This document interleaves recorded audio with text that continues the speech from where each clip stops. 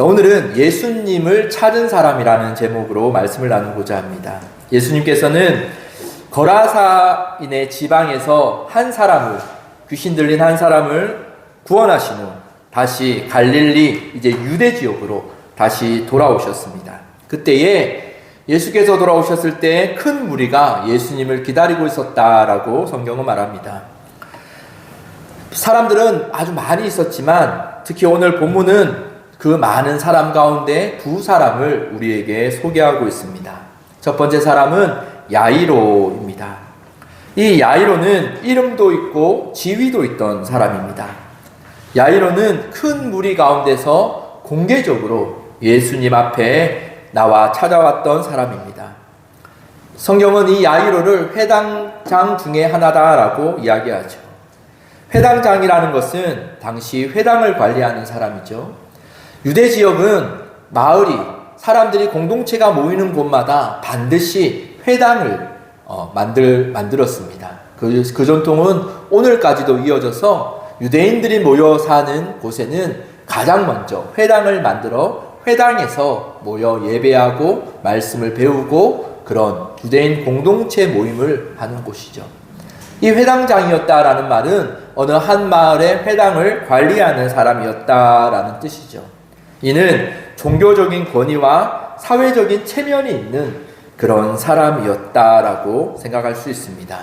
그런 그가, 랍비라고도 볼 수 있는 그가 예수님 앞에 나와 엎드리고 있는 장면입니다. 이 장면은 결코 쉽지 않은 그런 일입니다. 당시 예수님을 경계하던 종교 지도자들의 시선이 있었기에 이 회당장이 예수님 앞에 공개적으로 나오는 일은 쉽지 않은 일이었죠. 그러나 야이로 자신의 딸이 죽어가고 있었기에 야이로는 그 예수님 앞에 그 모든 것들을 감수하고 예수님 앞에 나올 수 있었습니다.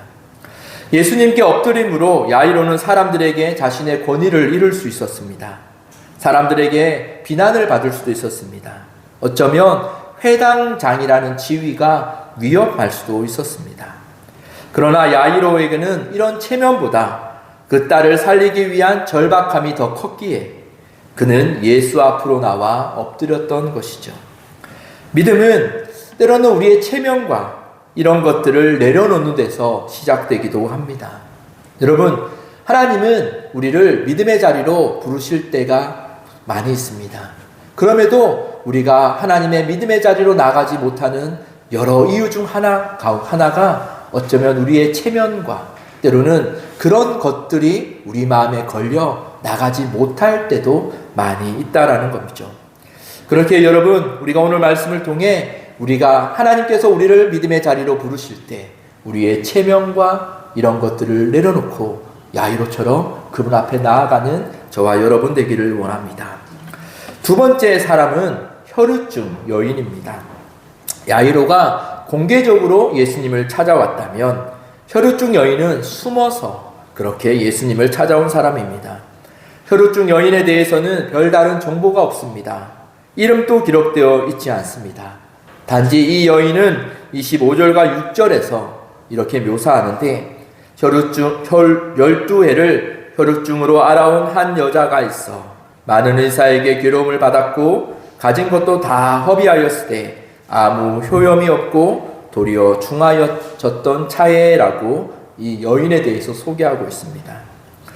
이 혈루증은 오늘날로 보면 일반적으로 만성적인 자궁출혈 혹은 지속적인 이 부인과적 출혈을 가리킵니다. 당시에 이 혈루증은 치료 방법이 거의 없던 것이다라고 합니다. 더 나아가 이 율법적으로 보면 레위기 15장은 이 혈루증을 부정한 상태다라고 규정하기도 하죠.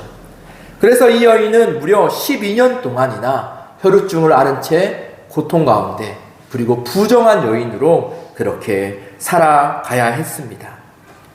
그 여인이 만지는 것, 그 여인이 앉았던 자리, 그 여인이 누웠던 자리 모두 부정한 것으로 율법에 따라 여겨졌죠.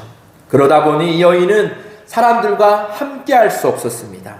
사람들과의 관계가 철저하게 단절되었고 심지어 가족들과도 함께할 수 없는 그럴 가능성이 컸죠. 혈루증은 단순한 질병이 아니었습니다. 이 병은 사회적으로 고립되고 종교적으로 단절되고 또한 관계가 파괴되고 나아가 일상생활조차 바르게 할 수 없는 그런 병이었죠. 이 여인은 자신의 병을 고치기 위해 많은 노력을 했습니다. 많은 의사에게 가서 보이기도 했습니다. 그로 인해 수치와 괴로움을 경험했지만 그 병을 낫지는 못했습니다. 자신이 가졌던 돈도 모두 허비해 버렸습니다. 그런데 오히려 더 그 병은 중해졌다라고 말하죠. 당시 이 혈루증을 가진 사람과 같이 부정한 사람은요, 사람들이 많은 곳을 피해야만 했습니다. 혹여 사람들과 길을 가다 마주치게 되면 그 혈루증 걸린 부정한 사람이 나는 부정하다, 부정하다 외치면서 그 상대방에게 자신의 부정함을 알려야 했고 자신이 그 길을 피해 가야만 했던 상황이죠. 이 여인은 당시 문화 속에서 이처럼 공동체로부터 버림받은 존재였고 예배의 자리도 당연히 나올 수 없는 그런 여인이었습니다. 더 나아가 사람들은 이 여인이 이렇게 된 이유를 죄 때문이다 라고 그렇게 여기며 마음껏 그 여인을 정죄했을 것입니다. 그렇게 이 여인은 무려 12년이나 그렇게 살아갔습니다. 이 야이로와 혈루증의 여인, 이 두 사람은 서로 다른 모습입니다. 한 사람은 드러나게, 한 사람은 숨을 죽여 예수를 찾아왔고 또한 예수님을 찾은 방식 또한 그들이 살아온 방식 또한 모두 달랐지만 중요한 것은 이 두 사람은 믿음이라는 공통점으로 움직였다라는 것입니다. 그 마음에 믿음이 품어졌을 때 그 여인들, 이 야이로와 이 여인은 예수께로 향하는 그 순종으로 나아갔죠.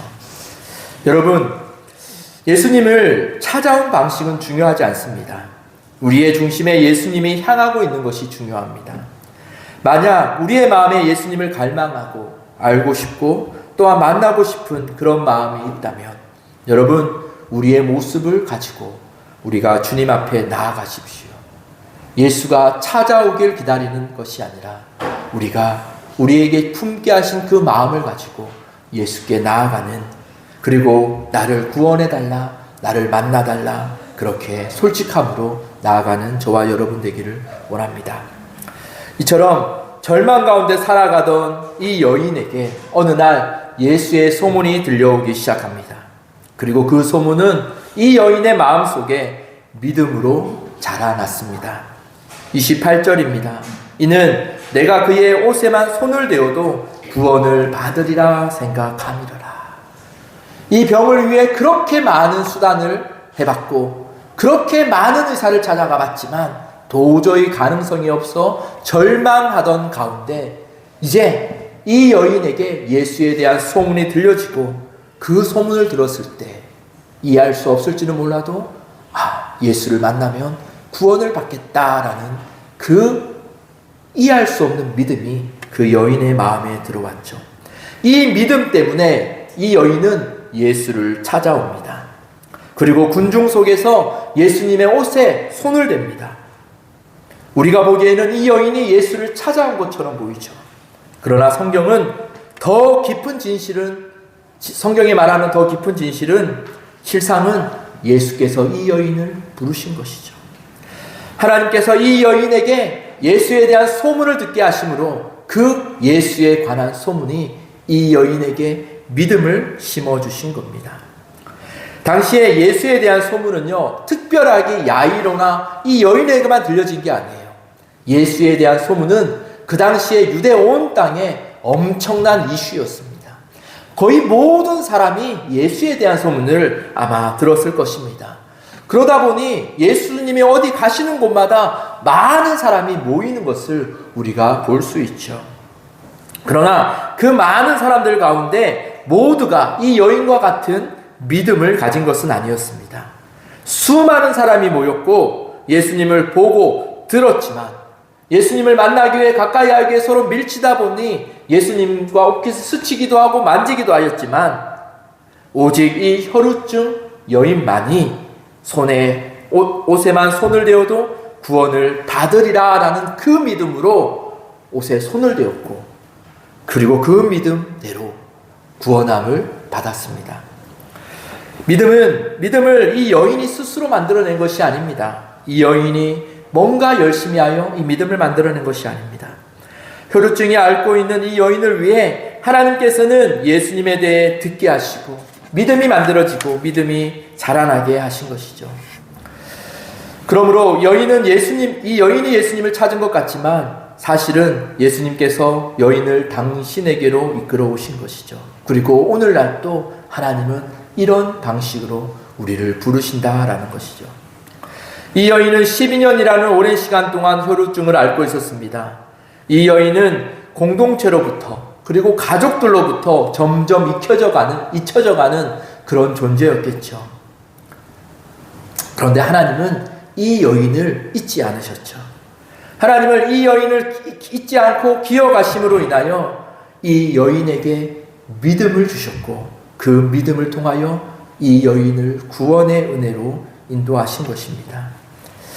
여러분, 때때로 우리는 하나님을 잊은 채 살아가기도 합니다. 그러나 하나님은 여러분들을 잊지 않고 기억하시는 분입니다. 때로는 하나님이 나를 잊어버린 것처럼, 하나님이 나를 기억하지 않는 것처럼 여겨질 때도 있습니다. 그러나 성경의 진리를 기억하십시오. 하나님은 여러분들을 잊지 않고 여전히 우리와 함께 하시는 분이십니다. 우리 27절을 보면요, 혈루증 여인은 군중 속에서 예수님의 옷에 손을 댑니다. 그리고 28절은 이렇게 증언합니다. 그의 혈유의 근원이 곧 마름에 병이 나은 줄을 몸이 깨달으니라. 예수님의 옷에 손을 대는 순간 그 여인은 자신이 치유되었음을 그 여인은 스스로 알았습니다. 여러분, 야이로가 예수님께 나와 엎드린 것도 참으로 큰 용기였죠. 그죠? 그런데 이 혈루증이 예수님에 나와 옷을 댄 사건은요, 단순한 용기를 넘어서 목숨을 건 결단이었습니다.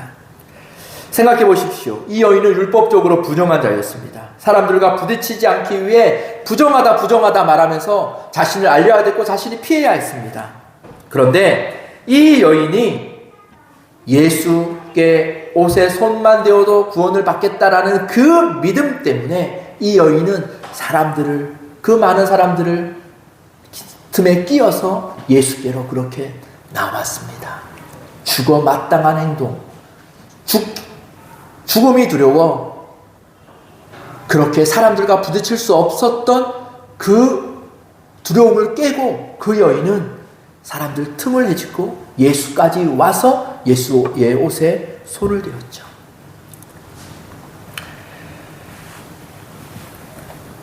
여러분, 이 부정한 여인이 손을 대는 곳은 부정해진다라고 율법은 말하죠. 이 부정한 여인이 거룩하신 예수님의 옷에 손을 대었습니다. 그런데 그때 세상의 원리로는 손을 댄 예수가 부정해져야 되지만 이 여인의 부정이 예수의 거룩함을 더럽히지 못하였고 오히려 예수의 그 거룩함이 이 부정한 이 여인을 회복시키는 그 구원의 은혜가 이 여인에게 임한 것입니다. 이제 그녀는요, 더 이상 부정한 여인이 아니라 예수로 인하여 거룩한 하나님의 딸로 변화된 것이죠. 이 여인이 이런 행동을 할 수 있었던 것이 무엇입니까? 단 하나, 믿음 때문이었죠. 사랑하는 여러분, 믿음은 때로는요, 우리에게 이런 무모한 결단을 요구하기도 합니다. 모험처럼 보이는 순종을 요구하기도 합니다. 마리아의 믿음을 보십시오. 마리아가 천사가 마리아에게 나타나 네가 잉태할 것이다, 아들을 낳을 것이다 했을 때 그 마리아는 도저히 그것을 이해할 수가 없었습니다. 그가 가진 경험과 지식과 그 모든 것을 동원해도 도저히 불가능한 일이었습니다.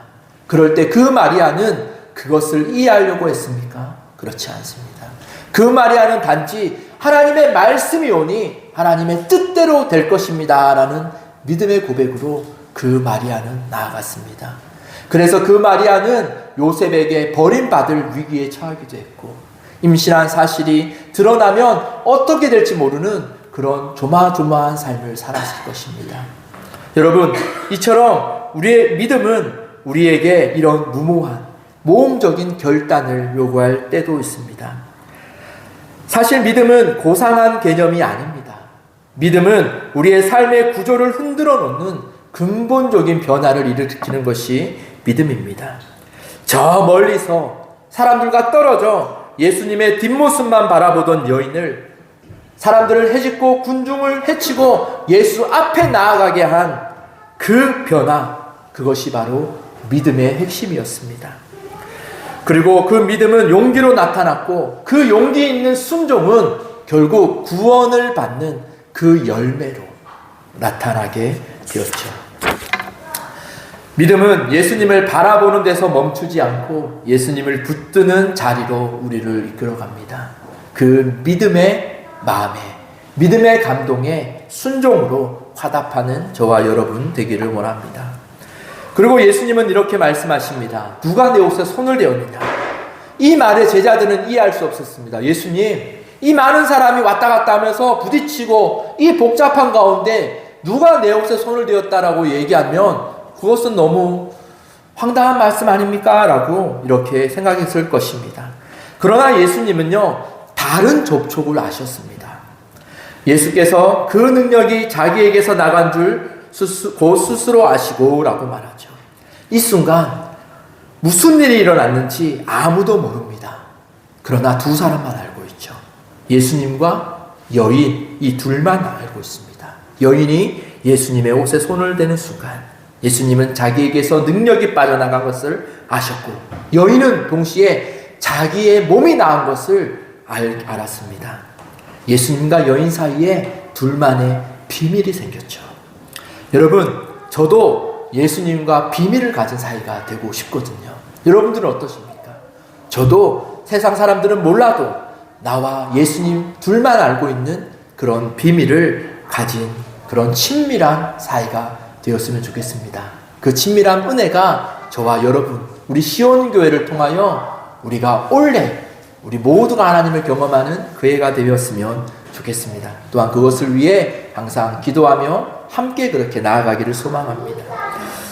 이에 예수님은 가던 길을 멈추시고 그 여인을 찾으십니다. 예수님은 이미 누가 손을 대었는지 알고 계셨죠. 그런데 31절과 33절을 보면요, 여인은 두려워 떨며 31절과 33절을 보면 여인은 두려워 떨며 나와 예수님께 모든 사실을 알립니다. 예수님이 누가 손을 대었는지 몰라서 물으신 것이 아니죠. 그동안 숨기며 살았던 12년간의 아픔, 그 괴로움, 아무에게도 말 못했던 그 고통의 시간을 이제 이 여인은 예수님 앞에서, 많은 군중들 앞에서 모두 솔직하게 고백하는 시간으로 고백하게 하죠. 여러분, 이 장면이 참 중요합니다. 율법적으로는 부정하다고 여겼던 이 여인을 이제 예수님은 사람들 앞에서 어떻게 부르시냐면 딸아라고 부르십니다. 딸아, 내 믿음이 너를 구원하였으니 평안히 가라라고 말씀하세요. 예수님은 더 이상 이 여인을 여자라고 부르시지 않습니다. 부정한 자라고도 부르지 않으십니다. 그를 딸이다라고 말씀하십니다. 예수님 안에서 이 여인은 이제 하나님의 가족이 되었고 다시 공동체로 받아들여진 존재가 되었습니다. 그동안 이 여인은 사람들 앞에 설 수 없었습니다. 예배의 자리도 갈 수 없었습니다. 그런데 이제 예수님께서는 공개적으로 이 여인을 다시 공동체 가운데로 들어오도록 그렇게 회복의 말씀을 해주시는 거죠. 마지막으로 오늘 이 본문은 우리에게 한 가지 사실을 분명하게 보여줍니다. 야이로는 예수님을 찾았고 혈루증 여인도 예수님을 찾았습니다. 한 사람은 딸을 살리기 위해 예수님께 나아갔고 한 사람은 자기의 병을 위해 예수님을 찾아왔습니다. 겉으로 보면 이 두 사람 모두 자기의 필요 때문에 예수를 찾아온 것처럼 보입니다. 그러나 여러분, 예수님께서는 이 만남을 통해 그들이 기대한 것보다, 그들이 원했던 것보다 더 큰 구원을 그들에게 베푸셨습니다. 비록 그들은 자기의 유익을 위해, 처음에는 자기의 자신의 병고침을 위해 그 예수님께 나왔지만 예수를 만나는 순간 그 이기적인 마음이 예수 앞에 영생이라는 그 구원으로, 진정한 믿음으로 그 마음이 바뀌게 되는 거죠. 예수님은 단지 문제를 해결해 주시는 분이 아니라 구원의 본질이 무엇인지를 알게 해주시는 분입니다. 여러분, 우리가 예수의 구원, 예수를 만나기 전에 우리가 구원에 대해서 아무리 설명하면 그것을 이해할 수 있는 사람이 누가 있을까요? 사실 저도 돌이켜보면 예수를 진정 만나기 전에 그 구원이 무엇인지, 성경에서 말하는 그 영생이 무엇인지 이 지식은 알았지만 마음으로 잘 와닿지는 않았던 것 같습니다. 그런데 예수를 만나는 순간 그 영생이 깨달아지고 그 영생이 깨달아지는 순간 우리가 붙잡고 있던 그 세상의 것들이 놓아지는 진정한 구원의 은혜와 참 신앙을 깨닫게 되는 것이죠. 그렇게 우리는요, 예수 앞에 나가는 것이 우리의 인생의 가장 중요한 것입니다. 이들은 땅에서의 생명과 회복을 구했지만 예수님은 그들을 영원한 생명의 길로 인도하셨습니다. 사랑하는 여러분, 야이로와 혈루증 여인은 서로 다른 자리, 다른 모습으로 예수를 찾아왔습니다. 그러나 예수님은 그들의 필요를 넘어 구원의 본질과 영원한 생명으로 인도하셨습니다. 우리도 오늘 우리의 모습 그대로 예수께 나아가 예수의 옷자락을 붙드는 믿음으로 하나님께 나아가길 원합니다. 그리고 하나님이 우리에게 알려주시는 그 진정한 구원의 은혜를 깨닫고 누리는 우리 모든 성도들이 되기를 소망합니다. 기도하겠습니다. 은혜로우신 하나님 아버지, 오늘 말씀을 통해